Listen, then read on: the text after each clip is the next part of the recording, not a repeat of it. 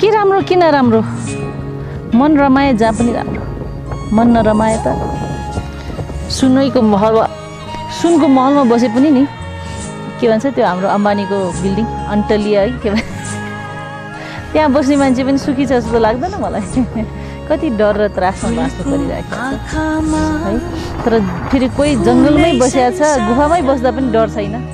मन आनन्दित छ यो सबै कुरा मन हो भन्ने कुरा अब मैले सिकेँ मेरो गुरुहरूबाट